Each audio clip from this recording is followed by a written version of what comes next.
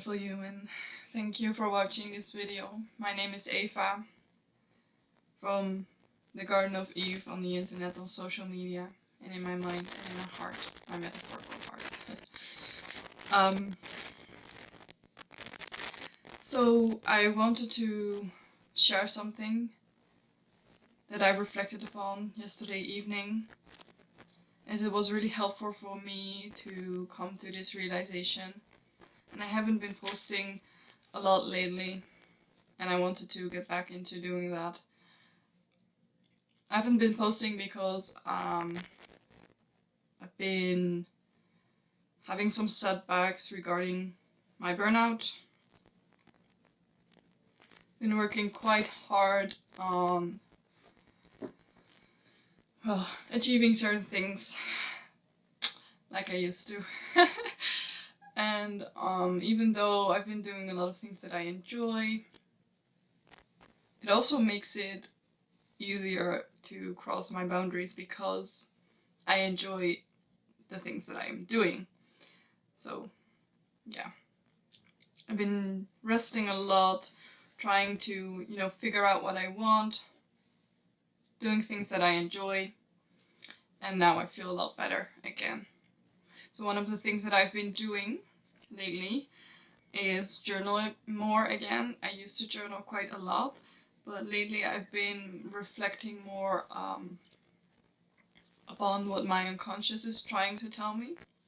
I've been learning to become more self-aware, even though the journaling itself already helped me a lot with becoming self-aware, because I just reflected upon my day about what certain experiences mean to me. I've been doing a lot of dream analysis in the past, which is also very insightful. I also like to keep, gratitude lists and forgiveness lists and all these kind of things. Well, I'm not keeping those lists anymore. I do have like a regular exercise that I do on my Instagram where I have some morning intentions. I have those templates that I make, and I make my morning intentions and evening reflections. So gratitude is a big part of that. But lately I've been focusing more on what my unconscious is trying to tell me, so that I can get to know myself better. Sorry. And also learn what I really want. Because once we know what we really want, it makes it a lot easier to make decisions and to give our lives more direction, I guess. So I've been working on that. It's not always easy because when I do this exercise, I see a lot of pictures in my head, and I'm trying to make meaning of the pictures. So I think both in pictures and in language. And it's not always easy for me to bring those two together. But yesterday, initially I was thinking in pictures. That's usually the case. I just see certain pictures before me, and I'm not always trying to interpret them right away. I just write down what I see, how I perceive them, what they look like. Oftentimes I see animals, which is interesting. So, but after me seeing all the pictures, I had certain phrases in my head. And the phrase that kept repeating in my head was, "The rain robbed me from my joy today."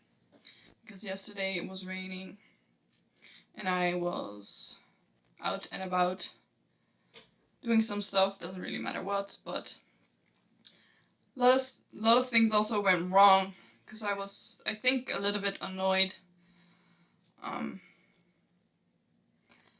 But yeah, it's easy to just blame it on the rain. So that's the loop I kept hearing in my head. The rain robbed me from my joy today. And then I realized something very important. And I wrote it down, and I'm just gonna read what I wrote so it makes more sense. So I wrote the following. I told myself, the rain robbed me from my joy today. While in reality I robbed myself from the joy of experiencing the rain. When we tell ourselves stories, we attach meaning to the experience. Is it a bad thing? No, not necessarily. Is it a good thing? No, also not necessarily.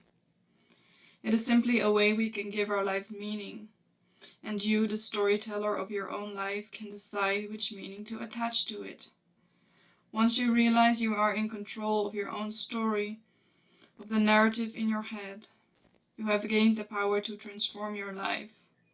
Use this power wisely and do not be as foolish as to let the rain rob you from your joy when you could have experienced the joy of being in the rain. So, this was very important, and I'm so glad that that wisdom was somewhere down there. um, because obviously I know that I do have some control over my thoughts. Well, not absolute control, I don't believe in that.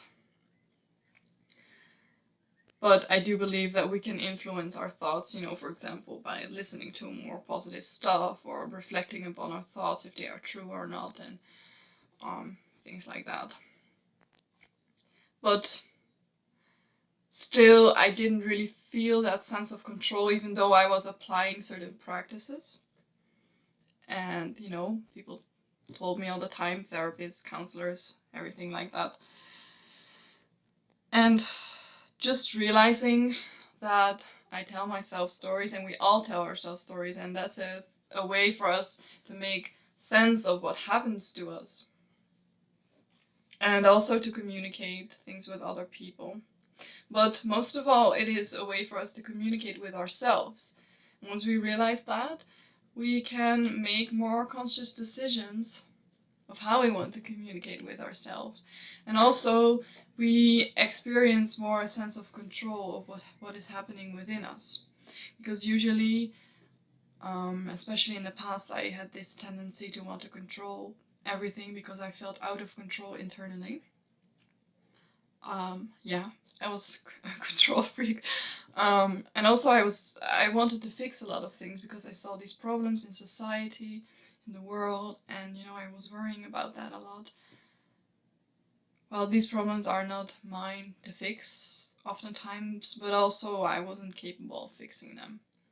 Obviously we can do our part and we have certain responsibilities, and I do very much believe in taking responsibility whenever we can. Or not always whenever we can, but choosing the things we want to take responsibility for, and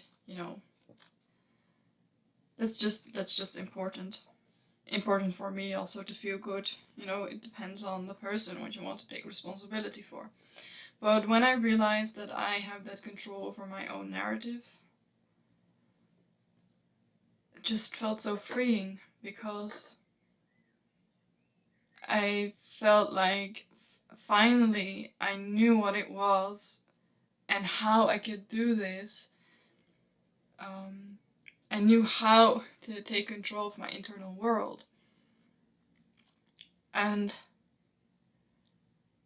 it doesn't necessarily require me to do any of those exercises that you get in therapy, cognitive behavioral therapy. And although it's not useless, because if you are not being able to process this in your unconscious and you aren't that self-aware, those can be very helpful tools. But still, it isn't necessarily empowering, because you don't feel that you really have that control. You don't know it deep down. And yesterday, I knew it deep down. So that was awesome. Really awesome. And I wanted to share that with you, because maybe now you can reflect upon that too and see if it is true for you. And I apologize. Well, no, I'm not going to apologize, but I still struggle quite a lot with looking straight into the camera. I've been practicing it, but I keep going back and forth to looking in the camera and looking at the screen if everything's going alright. Maybe I'm a little bit self-obsessed. Yeah, I probably am, but aren't we all? So yeah, I hope it doesn't bother you. I'm trying my best. Also, I'm still trying to figure out what the best settings are for my microphone. So I hope that's working out alright. But despite all of those technical things, I hope that this information found you well and that you can reflect a little bit upon it and see if it's true for you.